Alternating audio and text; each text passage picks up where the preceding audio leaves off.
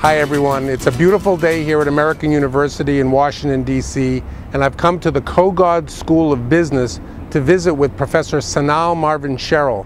Professor Mazvancheryl is an expert in marketing and brand management, and the reason I've come to see him is because I write a lot at Society Matters about National Geographic's brand and the impact of the News Corp Fox partnership, their ownership of the National Geographic channel, the impact of that on the National Geographic brand. So I figured the best thing to do would be to come and talk to an expert. So Professor Mazvancheryl was nice enough to spend about 45 minutes talking with me and answering some questions, and I'd like to share a little bit of that interview with you now. My name is Sanal Mazvancheryl, and I'm a professor of marketing at the Kogod School of Business at American University. I teach classes in brand management, marketing research, marketing strategy, etc. Wonderful. And first of all, thanks so much for sitting down to do this. It's a huge help, and it'll be really illuminating for me, and I know for the people at Geographic that'll be watching this. I thought we'd start at the very beginning with just some basic definitions, and that is, what's a brand? What does the word mean generically? And what does the term brand equity mean? If you could just give us those touchstones. Sure. A brand, it's defined in textbooks as a name under which a company does business. It's a trademark they own. Nobody else, for example, can sell beverages under the name Coke or Pepsi. So that's like a very basic definition of a brand. But a more sophisticated understanding of a brand is that it's actually a promise that companies or institutions or organizations make to their customers. And these are promises that the customers then come to rely on and in fact use as a shorthand for anything from performance to the feeling they get from a brand, etc. So brand really is a promise that companies make and a promise that they then have to deliver to their customers, because this is a promise that customers actually rely upon. Brand equity then becomes the strength of the brand in the mind of the customer. So for example, one way to understand it is the differential reaction you have because something is branded. So for example, you would probably pay a little bit more, maybe only 10 cents, but for a can of Morton salt than an identical can of unbranded salt, and that's, you're willing to pay a higher price, is one example of a manifestation of brand equity, which is the strength of a brand in the mind of the customer. That's really brand equity. So what, the idea of brand, is it a relatively new idea in the business world? I know when I was at National Geographic, when I started in the 80s, the word brand really didn't show up on the radar. Whereas by the mid-90s, we heard the word all the time. So give me a little history of that term. Well, if you really wanted a history, the first appearance of the word brand is in the 1500s in England, where it showed up as branding cattle to identify the owner of the cattle. So, and from then on it became a mark of quality. So brand as a trademark or a name under which a company does business and that it owns is an old one, right? Like I said, hundreds of years old. But brand as a promise. So the understanding of brands has indeed evolved, and like you said, it's probably only from the 80s when a company called Procter & Gamble introduced the concept of very formal brand management and then category management, that it became more sophisticated in terms of how to practice it. So the word has been around, the initial understanding has been around, but again, it starts in consumer products, and I'm not surprised that it takes a little while before it gets into technology and services. But today, everybody from governments to companies, you have brand China, and you have brand Obama, and you have brand Sarkozy, and you have brand Jeremy Lin, for example. Right. How do companies, a company like National Geographic, for example, how do you get a reliable handle on what that brand promise is? How do you figure out what it is? Well, it's for the company to decide what's the promise that it is going to make to its customers. So it depends on what its capabilities are, what the competitive set is. So it's really the company tries to decide at least what their brand identity is and what's the promise that they want to make to customers that customers will believe in. So it has to be a promise that customers will believe in, that's important to the customers. Traditionally, consumer product companies have done it using a lot of market research like focus groups and surveys, but also an analysis of the environment. and looking at things like that. In a fast-changing environment, a company like Geographic probably has to look at its own strengths and weaknesses and its past history to see what is the brand promise that they can effectively and truly provide that customers will believe in and will value.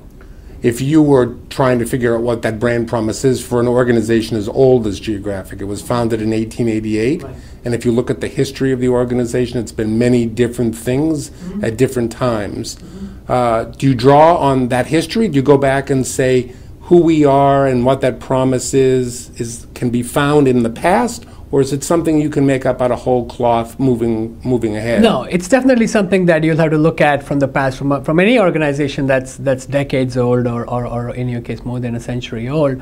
You definitely have to look at the past and look at what the past brand identity is, because here's the thing, customers might already have, whether the company likes it or not, the customers might already have a sense of what Geographic's brand promise is right now.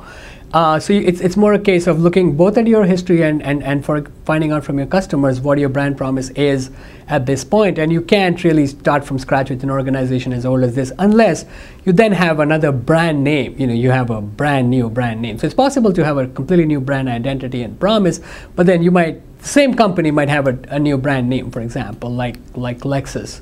It was a completely new promise, and even though Toyota makes that car, the brand promise is of a Lexus is very different from that of a Toyota.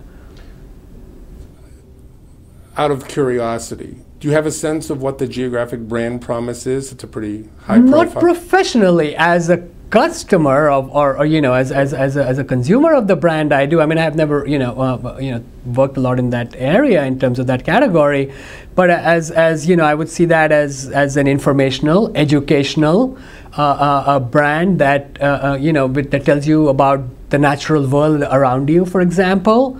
So this is not like, I'm not saying this as a substitute brand manager for Geographic, but more as from a consumer's point of view. To me, the brand promise is of education, information, and I'm curious about the natural world around me, and National Geographic can inform me about it. Right. Well, I want to show you some slides. Sure. Okay. Because about 15 years ago, the National Geographic embarked on what was a pretty ambitious expansion of the Geographic brand. So in addition to the iconic yellow bordered magazine, and the books and the television shows, Geographic started to license its name, do some co-branding work. So if you look at these slides, let me just squeeze around. You see them? Yeah. So what are you looking at? It's I'm looking Novika. At jewelry right now, Novika jewelry, right? Right. So this is a partnership with Novika that they sell handcrafted items for jewelry and home and so forth from Sure. local artisans all around the world. They have a line Watches? of wristwatches. They had a license the name to Lane Furniture for some bedroom furniture. Mm-hmm. This is a partnership with Pottery Barn Kids. Sure, yeah. Coffee beans. Mm-hmm. Air freshener. Right. So what I wanted to ask you about those is, how does a company, protect its brand when it no longer has direct control over the production of the product? How do you go about doing that when you're partnering with such a constellation of different companies? Well, I mean, one thing, of course, is to choose your partners carefully, right? But even more importantly, if I might just step back, not just about the product, but about the actual brand, when you're extending into several categories, just like you showed me, jewelry, watches, one has to make sure that these extensions are such that the original promise of the brand is kept. For example, let me give you just other examples. This is from, again, Sotheby's. I mean, originally they're an auction house in London which auctions fine art and fine antiques and stuff like that. Now, for them to enter into other areas, they have to still keep that promise of luxury, uniqueness. So even as they recently did enter the real estate market in the United States, they only sell homes that cost $1 million or $1.5 million and more. So, and if you would think of other extensions that Sotheby's could go into, what are the things that would naturally come to mind? Things like wine, for example, where they keep their promise of being upscale, exclusive, So one has to be careful with that. Sotheby's can't suddenly start selling condos costing $100,000 in Sotheby real estate. That'll hurt the Sotheby brand name. Right? And then, of course, you have to make sure that if you go into wines, as they also actually recently did, you have to make sure that they partner with like the finest vineyards, which themselves have some kind of a quality brand name, etc. So you have to be careful about choosing your partners. But even before that, you got to make sure that the promise that the original brand has, in your case, you're asking me about National Geographic, but this is true anywhere, doesn't get diluted as you go into these various extensions. And there's a real danger of that. I mean, Nike could go into sunglasses and everything else, or Diesel, which is a jeans company, and then they risk diluting the original promise of Nike, or the original promise of Sotheby's. Or in your case, you do risk, even though I'm sure they may have done a good job. I'm in no position to judge that right now, but there is a danger of diluting the National Geographic brand name. If you're not careful that the brand promise is the same. And then, of course, the product has to be of a quality that matches. That goes without saying. Right, and clearly why I showed you some of these. There are other brand extensions. They have a line of luggage, which makes a certain degree of sense because travel is something that Geographic is associated with. And they have travel tours, in fact, National Geographic travel tours as well. Some of the ones I just showed you, though, when they rolled out, I think there was some reaction, at least among the staff, of bedroom furniture, coffee beans. It felt like a bit of a stretch. Sure. I mean, I remember seeing the National Geographic, I don't know, ship or something in one of my travels, and maybe they don't, maybe discount. Lindblad. Yeah, something like that, and that makes sense, right? Now whether coffee makes sense, there might be a way to tell that story. Brand is also about storytelling, so there might be a way to tell that story about this is coffee from the Andes, and it is, it links to our original mission or to our added mission. It's possible to tell such a story, but I just don't know whether National Geographic told this story with jewelry or watches or coffee. Sure. I just don't know, but it might be possible to tell that story.